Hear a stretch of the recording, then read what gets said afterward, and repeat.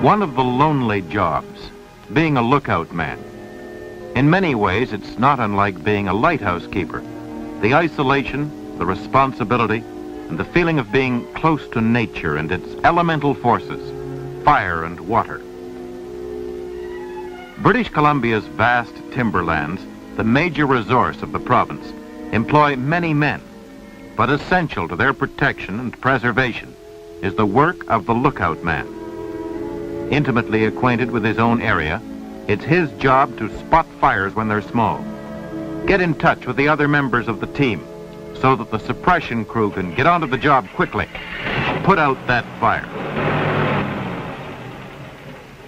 Like the lookout man, the suppression crew is hired by the BC Forest Service, and as their name indicates, it's their job to attack those small fires before they become big, before it's necessary to call the working logger off the job, with a consequent waste of man-hours as well as valuable timber.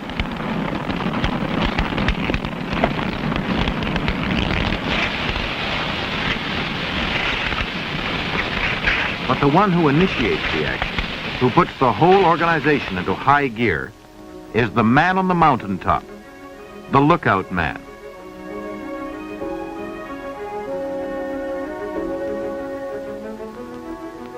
In the whole province, we have about 150 permanent lookouts, and when the hazard is high, temporary lookouts are set up.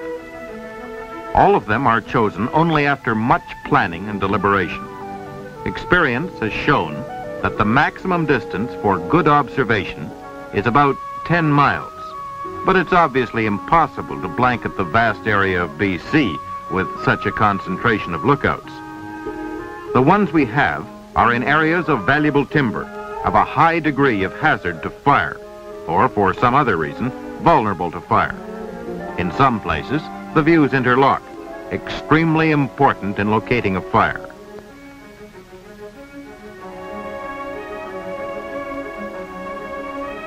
When reports are received from 2 or more lookouts, the ranger can accurately locate the trouble spot by the intersection of bearings as reported by the lookout man. Communication is of prime importance. When conditions permit, the telephone is probably most convenient. Otherwise, shortwave radio is used, or a combination of both. In the ranger station, a trained staff is always on hand, always on the job to receive reports from the lookout men in their district. They have other duties, of course, but when a fire is reported, other business must wait. We begin to see that the lookout man is a rather special person. He must be alert, observant. He should know the country under his care, for he can often direct firefighters to the trouble area and so save valuable time. When a fire has taken hold, blowing up, as we say in the business, everyone in the country is reporting it. That's too late. The training of a new man is thorough. The first thing he must do is become familiar with the country. Every ridge, every pond, every landmark, big and small, they must become as familiar to him as your backyard is to you.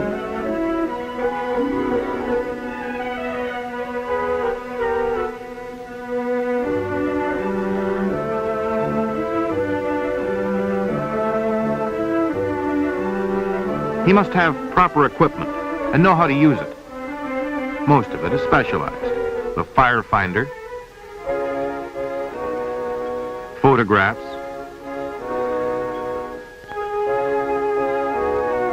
records, log, radio, binoculars, and colored glasses. His general health must be good, and his eyesight must be excellent. It's quite possible that our new lookout man has hunted or fished in this country for years. He may know it intimately and would never become lost. But that's not enough. He must know all the physical features by name so that his reports can be understood. He must know their exact location in relation to his lookout. He must know distances, bearings, elevations. The ranger, or the assistant ranger, can save the new man time by pointing out the various important landmarks and their relation one to the other. With this expert help, the lookout man can correlate the actual landscape with maps and with photographs. As he notes each salient point, the lookout man makes notes and then writes up his notes into a log, which can be used for quick reference and so save time in an emergency. Details such as distance, location of access road, location of streams or other sources of water, clearings, mill sites, all these are located and marked in the log. The photos in the Forest Service lookout are far removed from ordinary snapshots. They're taken with a special surveying camera and are a faithful reproduction of the landscape as seen from the lookout. They're covered with a grid of fine lines, which correspond to the readings of the firefinder.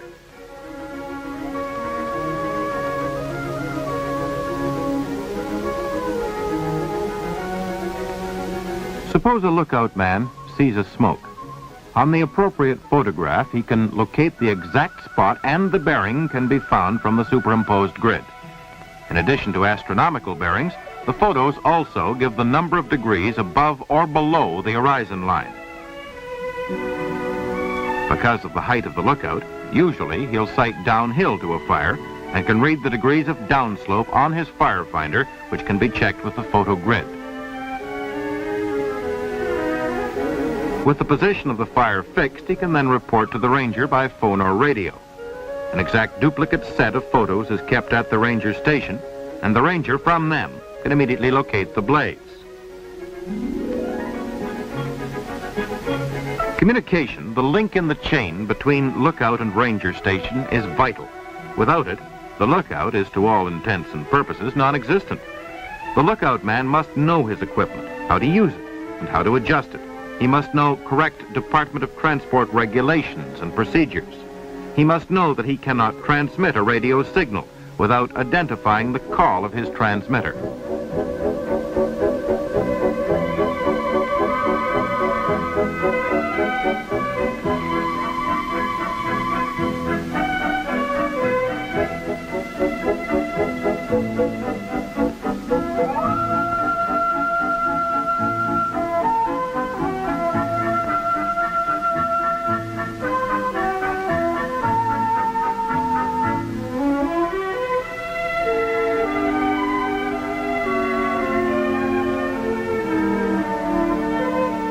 All right, our man is trained.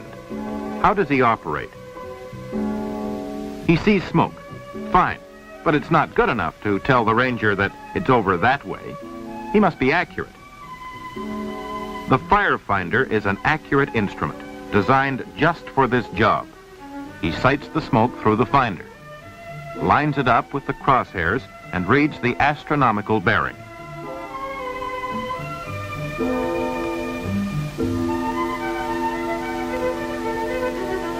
Next, he checks with the lookout photograph of the area, plots the position. Then to the map, where he measures off the distance. Now he has his facts: bearing, distance, exact location. XLZ 86, Lake Cowichan, this is XMQ49 log lookout.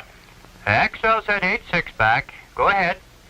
I have a smoke for you, bearing 270 degrees, 30 minutes, vertical angle minus 2 degrees, distance 6 miles, on the Henderson property. Over. Bearing 270 degrees 30 minutes, vertical angle minus 2 degrees, distance 6 miles. Confirm and over.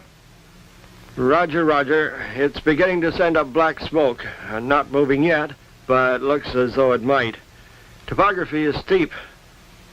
And old logging. Over. How big is it? Over.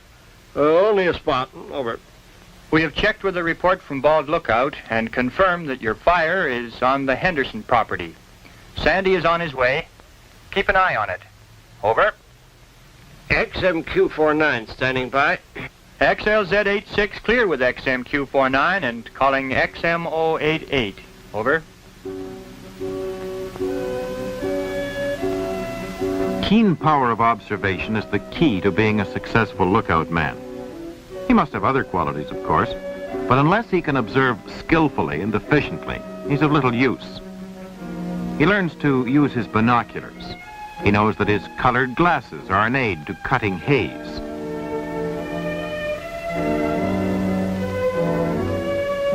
He learns that visibility depends on many things, on haze, industrial smoke, smoke from nearby towns, and at times, even smoke from forest fires.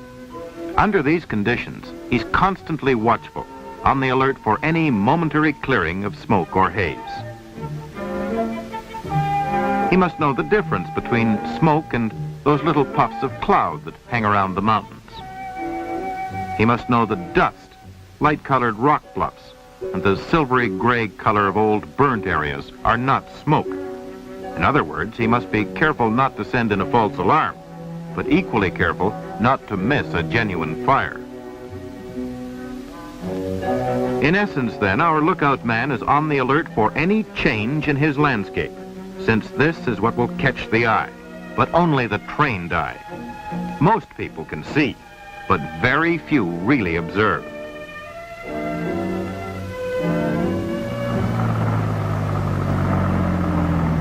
Getting supplies to this lookout presents no problem, but in many cases there's no convenient road to the mountaintop, and the lookout man often must pack his supplies up a mountain trail. And don't forget that supplies usually include water, which weighs 62.5 pounds per cubic foot.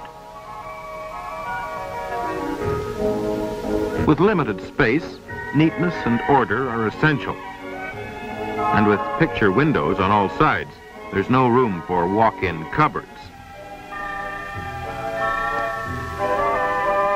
The Forest Service supplies bedding and cooking utensils, a complete miniature furnished house, if you like.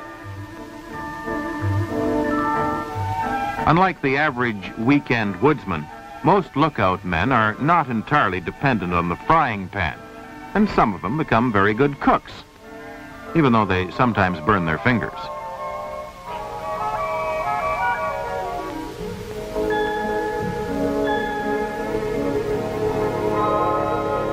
Summer thunderstorms can be a bit of a menace, particularly if your house happens to be the highest point on the highest mountain and the lightning's crackling all around you. But all lookouts have a lightning arrestor system, properly grounded, so that when lightning does strike, no damage is done. Furthermore, the lightning arrestor system means that the safest place for the lookout man during an electrical storm is right inside the lookout. Of course, he must use common sense and keep away from metal objects, such as the stove, and he must not use his phone or radio while the storm is overhead.